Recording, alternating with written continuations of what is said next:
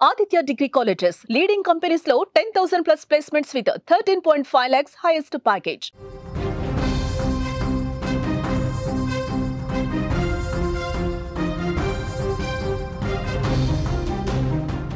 ఈ దేశంలో ఇటువంటి దుర్మార్గమైన ఒక సంఘటన వెలుగు చూస్తుందని ఎవరైనా కలగన్నారా? ఈ దేశంలో మనుషులు ఇంత రాక్షసత్వంతో ఉంటారని ఎవరైనా ఊహించారా? శివుడు స్వయంగా కొలువైనని భావించే మంజునాథ క్షేత్రం దగ్గర ఈ శవాల దిబ్బలు ఎక్కడివి? ఒక కార్మికుడు, ఒక పారిశుద్ధ్య కార్మికుడికి అంత ధైర్యాన్నిచ్చిన ఆ దుర్మార్గులు, హంతకులు ఎవరు? ధర్మస్థలి, కర్ణాటక ధర్మస్థలిలో వెలుగు చూస్తున్న 100 శవాల కథలను చూస్తే ఇప్పుడు ఇలాంటి ప్రశ్నలే వెలుగులోకి వస్తున్నాయి. 100 మంది మహిళల్ని, బాలికల్ని తీసుకొచ్చి నగ్నమైన వాళ్ళ శవాలని, కొందరినైతే స్కూల్ యూనిఫామ్లోనే తీసుకొచ్చినట్టుగా తెలుస్తోంది, నగ్నమైన వాళ్ళ శవాలని ఇక్కడ పాతిపెట్టిన ఆ దుర్మార్గులు ఎవరు? వాళ్ళను హత్య చేసిన ఆ హంతకులు ఎవరు? కర్ణాటక ప్రభుత్వం వణికిపోతోంది. దేశం మొత్తం ఇప్పుడు ఈ వ్యవస్థ పైన, ఈ వ్యవహారం పైన మాట్లాడుతోంది. కర్ణాటకలోని ధర్మస్థలి మంజునాథ స్వామి క్షేత్రం, స్వయంగా ఆ శివుడే కాశీ నుంచి, ఆ శివుడే వచ్చి అక్కడ కొలువైనట్టుగా భావిస్తారు హిందూ ధార్మిక ప్రజలు. హిందూ ప్రజలు అక్కడి శివుణ్ణి ఎంతో ప్రేమతో కొలుస్తారు. ముఖ్యంగా కర్ణాటకలో మంజునాథ క్షేత్రానికి ఉన్న ప్రాధాన్యత వేరు. అటువంటి మంజునాథుని సాక్షిగానే 100 శవాలను పాతిపెట్టారంటే అంత ధైర్యం ఏ నేరస్తుడికుంది? అంత శక్తి ఏ నేరస్తుడికుంది? ఒక కార్మికుడి ద్వారా ఈ దుర్మార్గం అంతా జరిగినట్టుగా తెలుస్తోంది. ఆ కార్మికుడు ఒక విజిల్ బ్లోయర్ అక్కడుండే, అంటే ధర్మస్థలిలో దాదాపు 10 ఏళ్లకు పైనే పనిచేసినట్టుగా తెలుస్తోంది. ఒక దళిత కుటుంబానికి చెందిన కార్మికుని కొందరు వ్యక్తులు బెదిరించి డెడ్ బాడీలను తీసుకొచ్చి, అవి కూడా కేవలం మహిళలు, బాలికల డెడ్ బాడీలే. మీరు చూస్తున్నారు వీడియోలు. కోర్టుకి ఆ కార్మికుడు ఎవరైతే ఈ 100 శవాలని ధర్మస్థలిలోని ఆ నది పక్కన పాతి పెట్టాడో ఆ వ్యక్తిని కోర్టుకు తీసుకొస్తున్న విజువల్స్ చూస్తున్నారు. ఇతనే 100 శవాలని, దాదాపు మొహానికి మాస్క్ వేస్తుంది, ఇతనే 100 శవాలని, మహిళల 100 శవాలని, అందులో బాలికలు ఉన్నారు, మహిళలు ఉన్నారు, కొందరు పురుషుల శవాలు కూడా ఉన్నట్టుగా తెలుస్తుంది. 100 డెడ్ బాడీలను తీసుకొచ్చి అక్కడి నది పక్కన, ధర్మస్థలి ఆలయం పక్కనున్న నది పక్కన పాతి పెట్టినట్టుగా సమాచారం అందుతోంది. అతనే చెప్పాడు, దాదాపు 10 ఏళ్ల పాటు ఈ కార్మికుడు, ఈ పారిశుద్ధ్య కార్మికుడు, అతని పేరు ఇంతవరకు మనకు బయటకు రాలేదు, ఈ పారిశుద్ధ్య కార్మికుడు విజిల్ బ్లోయర్గా పనిచేసేవాడు. 10 ఏళ్ల పాటు ఆయన అక్కడి నుంచి, అంటే ధర్మస్థలిలో ఉండకుండా పారిపోయి 2014లో పారిపోయాడు. 2024లో అక్కడికి వచ్చాడు. వచ్చిన వెంటనే 24 నుంచి ఇప్పటి వరకు అతనిలో పాప భీతి పెరిగిపోయింది. చనిపోయిన మహిళలు, అతను పాతిపెట్టిన, ఎందుకంటే అతను డెడ్ బాడీస్ ఎక్కడ పాతిపెట్టాడో అతనికి చాలా బాగా తెలుసు. ఏ ప్లేస్లో ఏ డెడ్ బాడీ ఉంది, ఆ డెడ్ బాడీ పైన ఎటువంటి గాయాలు ఉన్నాయి, వాళ్ళని ఏ పరిస్థితుల్లో ఆ మృతదేహాన్ని, ఆ డెడ్ బాడీని, ఆ మహిళ మృతదేహాన్ని తీసుకొచ్చి అప్పగించారు అతనికి అనే విషయం చాలా బాగా తెలుసు. కాబట్టి అవన్నీ ఊహించుకొని ఆయన అదే ధర్మస్థలిలో తన నివాసంలో, తన ఇంట్లో నిద్రపోలేకపోయాడు. భయంతో పోలీసుల ముందుకు వచ్చారు. ఒకసారి ఒరిజినల్ కథలోకి వెళ్దాం. ఒరిజినల్ కథలోకి వెళ్తే కర్ణాటకలో ఉంటుంది ధర్మస్థలి. ఈ కర్ణాటకలో ఉన్న ఈ ధర్మస్థలికి బెల్తంగడి, అంటే ఉత్తర కర్ణాటక జిల్లా బెల్తంగడి జిల్లాలో ఉంటుంది, తాలూకాలో ఉంటుంది ఈ ధర్మస్థలి ఆలయం గురించి భారతదేశంలో ఉన్న హిందువులు ఎవరికి చెప్పాల్సిన పని లేదు. ధర్మస్థలంలో ఉన్న మంజునాథ స్వామిని కొలవని శివభక్తులంటూ ఈ దేశంలో ఎవరూ లేరు. అటువంటి ధర్మస్థలిలో 1998 నుంచి 2014 వరకు ఒక దుర్మార్గం జరిగింది.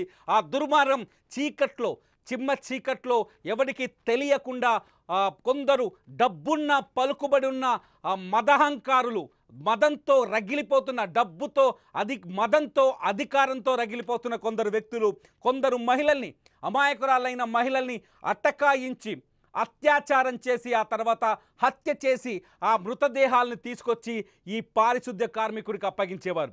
అతను చెప్తున్నాడు, నన్ను బెదిరించారు అని. 1994 నుంచి 2014 వరకు నన్ను భయపెట్టి, బెదిరించి డెడ్ బాడీలని బలవంతంగా నా చేత పూడ్చి పెట్టించారని, ఆ శవాలన్నింటినీ పూడ్చి చేశాను అని చెప్తున్నాడు ఆ విజిల్ బ్లోయర్, ఎవరైతే ఆ పారిశుద్ధ్య కార్మికుడు ఉన్నాడు. 2014లో ఎందుకు ఆపేశావని అతన్ని అడిగితే ఒక విచిత్రమైన, భయంకరమైన నిజం చెప్పాడు.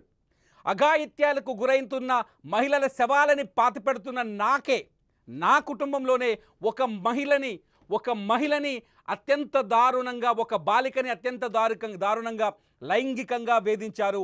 ఆ లైంగిక వేధింపుల తర్వాత తనకు ఆ ప్రాంతంలో ఉండే అర్హత లేదని, ఆ పని చేసే శక్తి తనలో లేదని అక్కడి నుంచి పారిపోయినట్టుగా చెప్తున్నాడు. ఈ శవాలను వరుసగా అతని చేత పాతి పెట్టించడం వల్లే అక్కడి నుంచి పారిపోయినట్టుగా తను ఒప్పుకున్నాడు. దీంతో ఒక్కసారిగా 10 ఏళ్ల పాటు ఆ కార్మికుడు అదృశ్యమయ్యాడు. 2014 నుంచి 2024 వరకు ధర్మస్థలి ఏరియాలో అతను కనిపించలేదు. ఇది నిజం. 2024లో తిరిగి వచ్చాడు. మళ్ళీ తన బతుకు తను బతకాలనుకున్నాడు. కానీ తను పాతిపెట్టిన శవాలన్నీ గుర్తుకొచ్చాయి. తను పాతిపెట్టిన మృతదేహాలన్నీ గుర్తుకొచ్చాయి. ఎక్కడైతే తను మృతదేహాలని పాతిపెట్టాడో ఆ ప్రాంతంలోకి వెళితే తను చేసిన పాపం తన కళ్ళకు కనిపించింది. ఆ మహిళల శవాలు, చాలామంది శవాలపైన ఏ అయితే మహిళలు బాలికలు ఉన్నారో వాళ్ళ శవాలు ఎక్కువగా నగ్నంగా తీసుకొచ్చేవాళ్ళంట. అంటే ఆ శవాలపైన ఎటువంటి దుస్తులు ఉండేవి కావు. అంతేకాదు ఆ శవాలపైన దాడి చేసిన ఆనవాళ్లు కనిపించేవని చెప్తున్నాడు. అంతేకాదు ఆ శవాలపైన ఇలా అఘాయిత్యం, లైంగిక దాడి చేసిన గుర్తులు, ఆనవాళ్ళు కూడా కనిపించేవని చెప్తున్నాడు.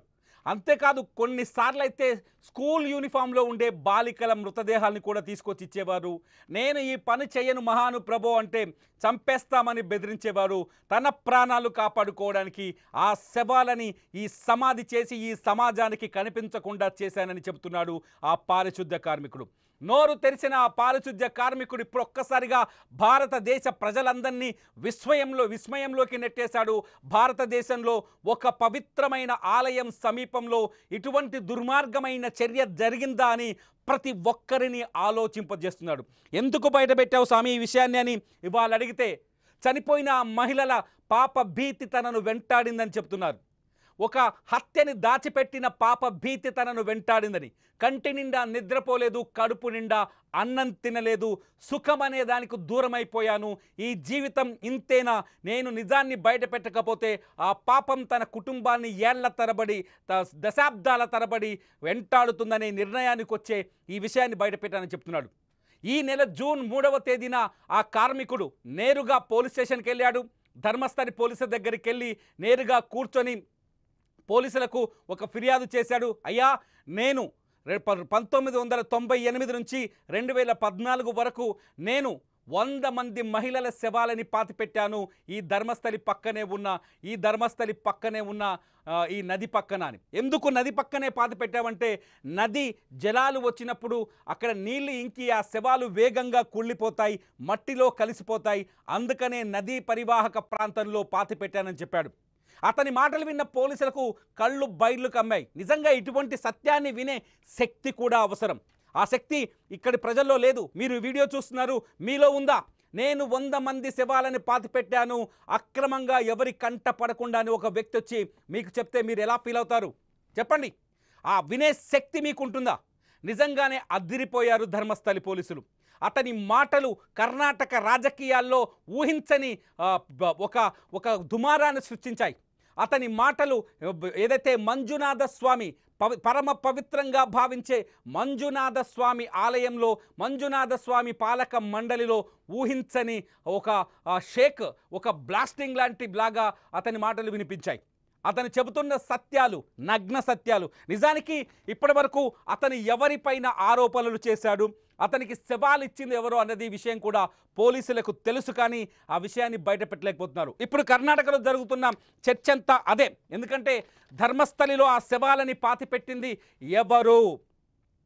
ఆ వివరాన్ని వెలికి తీసేందుకు ఇప్పటికే కర్ణాటక ప్రభుత్వం తొలుత కొంత ఆలోచించింది. కానీ అక్కడి బీజేపీ ప్రధాన ప్రతిపక్షంగా ఉంది. బీజేపీకి అధికార కాంగ్రెస్కు మధ్య ఈ 100 శవాల వివాదం తీవ్ర దుమారాన్ని రేపుతోంది. కాంగ్రెస్ ప్రభుత్వం అయితే కర్ణాటక మహిళా కమిషన్ ఇచ్చిన ఫిర్యాదుతో కాంగ్రెస్ ప్రభుత్వం అక్కడ సీనియర్ ఐపీఎస్ అధికారి ప్రణవ్ మహంతితో ఒక సిట్ని ఏర్పాటు చేసింది. ప్రణవ్ మహంతి ఈ కార్మికుడు చెప్పినవి నిజాలా అబద్ధాలా అని విచారించే పనిలో పడ్డారు. అయితే ఈ కార్మికుడు కొన్ని ఫోటోలని, అట్లాగే కొన్ని తను పాతిపెట్టిన చోట ఎవరైతే ఈ విజిల్ బ్లోయర్ ఉన్నాడో పారిశుద్ధ కార్మికుడు 100 శవాల్ని పాతిపెట్టానని ఇప్పుడు ఈ భయంకరమైన నిజాన్ని వెలుగులోకి తీసుకొచ్చాడో ఈ పారిశుద్ధ్య కార్మికుడు కొన్ని విషయాల్ని ఆధారాలతో సూచించినట్టుగా తెలుస్తోంది. ఆ శవాల్ని పాతిపెట్టిన ప్రాంతాల్ని పోలీసులకు చూపించాడు. ఆ శవాల్ని పాతిపెట్టిన చోట తవ్వి వాళ్ళ అస్థిపంజరాల్ని వెలికి తీశాడు. ఆ శవాల్ని పాతిపెట్టిన వాళ్ళ మృతదేహాలు ఎలా ఉంటాయో చెప్పాడు. మొత్తం అతను చెప్పిన మాటలకి ఆధారాల్ని కూడా అందించినట్టుగా తెలుస్తుంది. అంతేకాదు తనకు శవాల్ని అప్పగించిన వ్యక్తుల పేర్లను కూడా కర్ణాటక పోలీసులకు చెప్పారు. కానీ ఇంతవరకు ఆ వివరాలు ఇంకా బయటకు రావాల్సి ఉన్నాయి. ఇప్పటికే కర్ణాటకలోని మానవ హక్కుల సంఘాలు కావచ్చు, మహిళా సంఘాలు కావచ్చు, వివిధ రాజకీయ పార్టీలు కావచ్చు, ఎవరు ఆ మృతదేహాలకి కారకులు ఎవరు, అంత 100 మందిని చంపిన దుర్మార్గులు ఎవరు అనే ప్రశ్న తలెత్తుంది. ఇక్కడ ఒకసారి ఆలోచించు. ఆలోచిస్తే మనకు అర్థమవుతుంది ఈ 100 మందిని చంపింది ఒకే వర్గం అని అర్థమవుతుంది. ఒకవేళ ఇది నిజమైతే ఈ 100 మంది మహిళల్ని చంపింది ఒకే వర్గం అని అర్థమవుతుంది. ఆ మహిళల్ని ఎలా పిక్ చేశారు, ఎలా లోబర్చుకున్నారు, ఎలా అఘాయిత్యానికి పాల్పడ్డారు, ఎలా చంపేశారనే విచారణ ఇప్పుడు జరగాల్సి ఉంది. ఆ మహిళల్ని గుర్తించడానికి ఇప్పటికే ప్రభుత్వం వేసిన సిట్ రంగంలోకి దిగింది. ఆ డెడ్ బాడీలని, వాళ్ళ ఎముకల్ని, వాళ్ళ అస్థిపంజరాలను తీసుకొని DNA టెస్టులకు పంపించింది. అంతేకాదు ఎవరైతే ఈ నగ్న సత్యాన్ని బయటపెట్టారో, ఎవరైతే ఈ భయంకర సత్యాన్ని బయటపెట్టాడో ఆ పారిశుద్ధ్య కార్మికుని కోర్టుకు తరలించారు.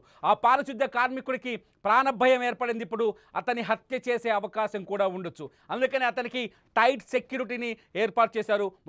మొత్తం కర్ణాటకని ఇప్పుడు ఈ సమస్య దుమ్ము రేపుతోంది, దుమారు రేపుతోంది. అయితే బీజేపీ నాయకులు కొందరు, కర్ణాటక బీజేపీ నాయకులు కొందరు కొన్ని విచిత్రమైన వ్యాఖ్యలు చేశారు, కొంత ఆసక్తికరమైన వ్యాఖ్యలు చేశారు. ఎందుకంటే ప్రపంచంలోనే అత్యంత పవిత్రమైన ప్రాంతం ధర్మస్థలి. ఇక్కడ మంజునాథ స్వామి స్వయంగా మానస సరోవరం నుంచి నేరుగా వచ్చి కొలువయ్యాడని హిందువులు విశ్వసిస్తారు. ఆ మంజునాథుడిని యావత్ కర్ణాటక పూజిస్తుంది. అటువంటి మంజునాథ క్షేత్రానికి అపకీర్తిని తీసుకురావడానికి, అటువంటి మంజునాథ క్షేత్రం పైన లేనిపోని నిందలు వేయడానికే ఈ ప్రయత్నం జరిగిందని చాలా స్పష్టంగా చెబుతున్నారు అక్కడ బీజేపీ నేతలు. అయితే 2 కోణాల్లో కూడా ఇప్పుడు సిట్ ఆలోచించాల్సిన అవసరం ఉంది. ఈ కార్మికుడు చెప్పిన మాటలు నిజమా? 1, ఈ కార్మికుడు చెప్పిన మాటల వెనుక వాస్తవాలు ఎంతవరకు ఉన్నాయి? 2, హంతకులు ఎవరు, వాళ్ళని ఎలా పట్టుకోవాలి అనేది 3, అంతేకాదు మంజునాథ క్షేత్రానికి ఈ హత్యలకు ఏమైనా సంబంధం ఉందా అనేది 4. ఇవన్నీ ఇప్పుడు వెలికి తీయాల్సిన అవసరం ఉంది. కొంతమంది ఆరోపణలు చేస్తున్నారు, సోషల్ మీడియాలో కొన్ని కామెంట్స్ రాస్తున్నారు. ఇవి ఎంతవరకు నిజమని నేను చెప్పలేను, కానీ ఆ కామెంట్స్ గురించి మీకు చెప్పాలనుకుంటున్నాను. ఏంటంటే మంజునాథ క్షేత్రానికి సంబంధించిన ఆలయ మేనేజ్మెంట్కి హత్యలకి సంబంధం ఉందని చెప్తున్నారు. కొందరు ధనవంతులకు ఈ హత్యలకి సంబంధం ఉందని మరికొందరు రాస్తున్నారు. అంతేకాదు మహిళా కమిషన్ అట్లాగే వివిధ పార్టీల మహిళా నాయకురాళ్ళు కూడా కొన్ని డిమాండ్లు చేస్తున్నారు. ధర్మస్థలి పరిసర ప్రాంతాల్లో గడిచిన 2 దశాబ్దాలుగా అంటే 20 సంవత్సరాలుగా మహిళలపై జరిగిన దాడులు, మిస్ అయిన మహిళలు, మిస్ అయిన బాలికలు, అఘాయిత్యానికి గురై అత్యాచారానికి గురైన మహిళలకు సంబంధించిన వివరాలు సేకరించి ఈ కేసులో ఇంక్లూడ్ చేయాలని అడుగుతున్నారు. అంతేకాదు ఒక డాక్టర్ 2010 ఈ గ్యాప్లో 1998 2014 మధ్య ధర్మస్థలికంటూ వెళ్ళి కనిపించకుండా పోయిందని, ఇప్పటి వరకు తమ కూతురి జాడ తెలియలేదని, ఆ డాక్టర్ అని తమ కూతురు MBBS చదివిందని, ఆ MBBS డాక్టర్ కనిపించకుండా పోయిందని ఆమె తల్లిదండ్రులు తాజాగా పోలీసులకు ఫిర్యాదు చేశారు. ఒక్కసారిగా ఊహించని విధంగా యావత్ భారతదేశం మొత్తం అదిరిపోయే, ఆశ్చర్యపోయే, అవాక్కయ్యే ఈ సంఘటన ఇప్పుడు మొత్తం దేశ ప్రజల్ని ప్రశ్నించే ఆందోళనలో పడేసింది. నిజంగా ధర్మస్థలిలో ఈ 100 హత్యలకు కేంద్రం కారకులు ఎవరు? నిజంగా ఈ ధర్మస్థలిలో ఈ 100 హత్యలు జరిగాయని మీరు విశ్వసిస్తున్నారా? ఈ 100 హత్యల వెనుక మరేదైనా కుట్ర ఉందా? మీరేమనుకుంటున్నారు? ఈ వీడియో కింద మీరు కామెంట్ చేయండి. ధర్మస్థలి హత్యలకు సంబంధించిన వరుస కథనాల్ని సుమన్ టీవీలో చూడాలి అంటే మీరు సుమన్ టీవీ డిజిటల్ లైవ్ అలాగే సుమన్ టీవీ లైవ్ని వెంటనే సబ్స్క్రైబ్ చేసుకోండి. చూస్తూనే ఉండండి Suman TV for live updates.